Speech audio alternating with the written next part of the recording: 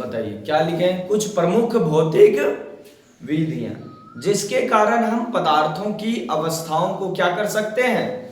बदल सकते हैं, चेंज कर सकते हैं। किसकी अवस्थाओं को? पदार्थों की अवस्थाओं को ना। कोई भी पदार्थ हो तो उसके लिए कई सारी विधियां हैं जिसके कारण हम उसके अवस्था में परिवर्तन ला सकते हैं, उसको क्या कर सकते हैं? बदल सकते हैं।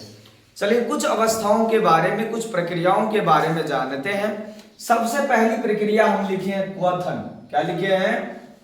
क्वथन। क्या लिखे हैं? क्या?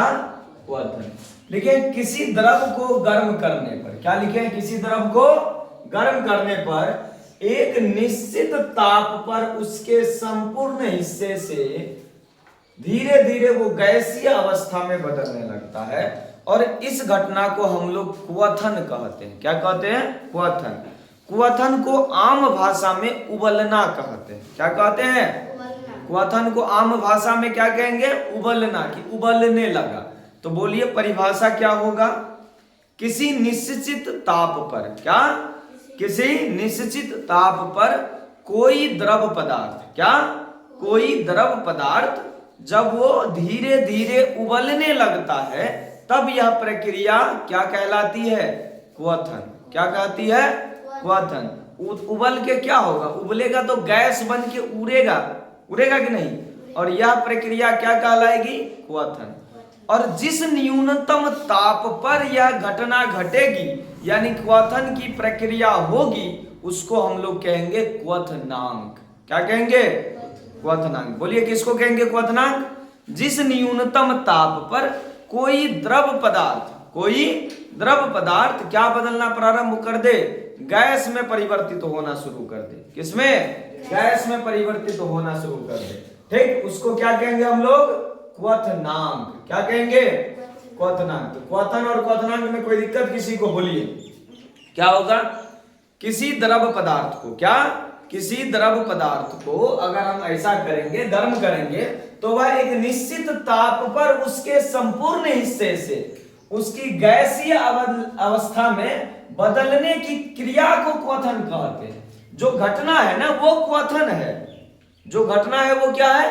क्वथन है, यानी उबलना है।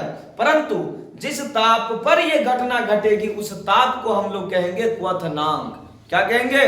क्वथनांक। जिस ताप पर यह घटना घटेगी उसको क्या कहेंगे? क्वथनांक। कौन सी घटना?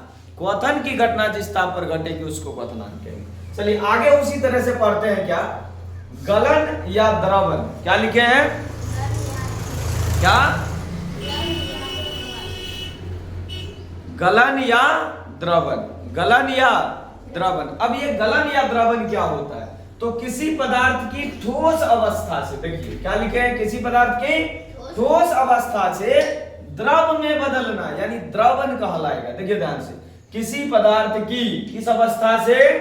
ठोस अवस्था से द्रव अवस्था में बदलने की क्रिया को गलन, द्रवन या पिघलना कहेंगे। क्या कहेंगे?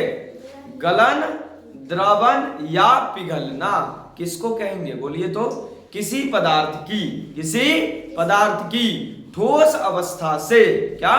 ठोस अवस्था से उसके गलन ना तक पहुंचने की घटना, ठोस से द्रव तक पहुंचने की घटना। जब वो गलने लगेगा, पिघलने लगेगा ना, क्या होगा रे? गलने लगेगा तो उसको क्या कहेंगे हम लोग? गलन, द्रवन या पिघलना कहेंगे। ये क्रिया कहलाएगी द्रवन या गलन। परंतु जिस न्यूनतम ताप पर, क्या रे? जिस न्यूनतम ताप पर गलन की घटना होगी, द्रवन की घटना होगी, यानी कि कोई ठोस पदार्थ द्रव अवस्था में आ जाएगा यानी पिघलने लगेगा, उस न्यूनतम ताप को हम लोग गलनांक कहेंगे। क्या कहेंगे? गलनांक या द्रवनांक। या क्या? द्रवनांक। बोलिए क्या किसको कहेंगे? द्रवनांक। जिस न्यूनतम ताप पर कोई ठोस पदार्थ ठोस अवस्था से किसमें बदलने लगेगा? द्रव अवस्था में बदलने लगेगा तो उसकी ताप को हम लोग क्या कहेंगे? गलनांक या द्रवनांक। गलनांक या द्रवनांक। आगे देखें, आगे क्या है? देखिए तो हिमीकरण। क्या है? हिमीकरण। अच्छा, जब कोई द्रव पदार्थ को भी अगर हम ठंडा करते हैं, क्या करते हैं, जब किसी द्रव पदार्थ को ठंडा करते हैं तो उसके कण जो है ना वो संकुचित होने लगते हैं, सिकुड़ के वो ठोस बनने लगते हैं, और ये घटना कहलाती है हिमीकरण। क्या कहलाती है, हिमीकरण। जैसे जल का हिमीकरण होता है, 0 डिग्री सेल्सियस पर जल का हिमांक होता है, नहीं होता है, जल जो है वो सिकुड़ के एक जगह आके बर्फ बनने लगता है। ठीक, तो क्या हो जाएगा, हिमीकरण। बोलिए तो, किसी पदार्थ का द्रव अवस्था से किसमें, ठोस अवस्था में बदलने की घटना को क्या कहते हैं, हिमीकरण यानी जमना। क्या कहेंगे, हिमीकरण यानी जमना। किसी पदार्थ के द्रव अवस्था से उसे ठोस अवस्था में बदलने की घटना को हिमीकरण या जमना कहते हैं, हिमीकरण या जमना कहते हैं। अच्छा, जिस ताप पर हिमीकरण की घटना होगी उसको कहेंगे हिमांक।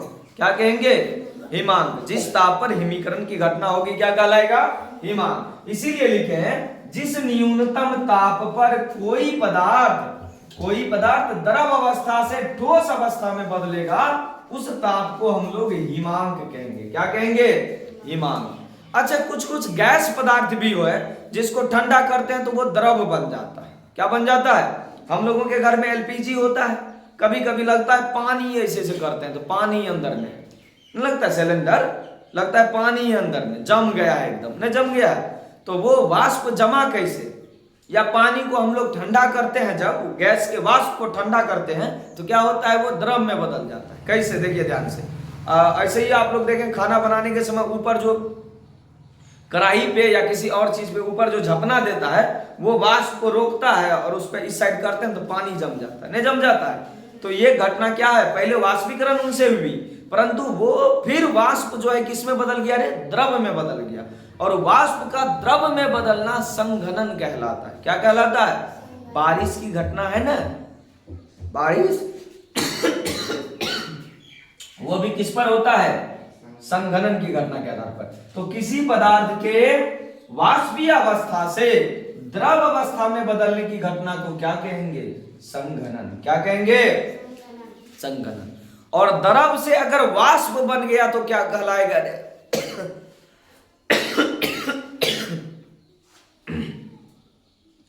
कोई पदार्थ अगर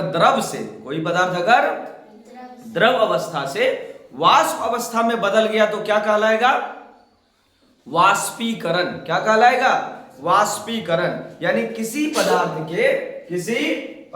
के द्रव के ऊपरी सतह से धीरे धीरे वाष्प बनने की घटना को क्या कहेंगे, वाष्पीकरण। क्या कहेंगे, वाष्पीकरण। अब देखिए क्या होता है कि अगर कहीं भी सब्जी उब्जी बन रहा होता है तो सुगंध हम लोगों तक चला आता है, नहीं चला आता है कि नहीं। कुछ भी और अगर सब्जी वगैरह से बन रहा होता है तो उसका सुगंध कहाँ, हम लोगों तक चला आता है। स्मेल जो है दूसरे जगहों तक चला जाता है। ये विसरण क्रिया द्वारा होता है। किसके द्वारा, विसरण क्रिया द्वारा। विसरण क्रिया में क्या होता है, अगर किसी चीज की कहीं भी अधिक ज्यादा सांद्रता है, सांद्रता मतलब उसकी मात्रा ज्यादा है, तो वो वहां से उठ के हमेशा कम वाले क्षेत्र में जाना चाहता है, कम सांद्रता वाले क्षेत्र में जाना चाहता है। तो जो कढ़ाई है उसमें सुगंध ज्यादा है उस जगह पर, तो वो फैलते जाता है, कम जहां है वहां हवा में जाना शुरू हो जाता है। जहां ज्यादा हवा है वो कम वाले क्षेत्र में जाना चाहता है, न जाना चाहता। यानी चाहे सांद्रता किसी भी अगर वाष्प की ज्यादा रहती है, गैस पदार्थ की ज्यादा रहती है, तो वो सोचता है कि हम उच्च सांद्रता वाले क्षेत्र से कहां जाएं, निम्न सांद्रता वाले क्षेत्र जाएं, और तब तक जाएं जब तक दोनों बराबर नहीं हो जाए, तब तक जाएं जब तक दोनों बराबर नहीं हो जाए। फैलने की घटना को विसरण कहते हैं, परंतु एक निश्चित सीमा तक जरूर चला जाएगा, एक निश्चित सीमा तक जरूर होगा। तो क्या होगा, किसी द्रव पदार्थ के अणुओं का, किसी पदार्थ के अणुओं का उसके उच्च सांद्रता वाले क्षेत्र से निम्न सांद्रता वाले क्षेत्र की ओर स्वतः गति को हम लोग क्या कहते हैं, विसरण कहते हैं। क्या कहेंगे, विसरण। क्या कहेंगे, विसरण।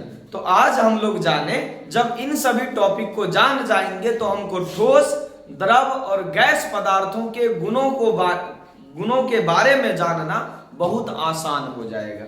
इन सभी चीजों को जानना, क्या क्या, क्वथन यानी बॉइलिंग, क्वथनांक यानी बॉइलिंग पॉइंट, गलन या द्रवन या पिघलना, ठीक, यानी मेल्टिंग, और या मेल्टिंग पॉइंट, गलनांक या द्रवनांक। इसके अलावा हिमीकरण, फ्रीजिंग, और फ्रीजिंग पॉइंट यानी कि हिमांक, संघनन और वाष्पीकरण और विसरण।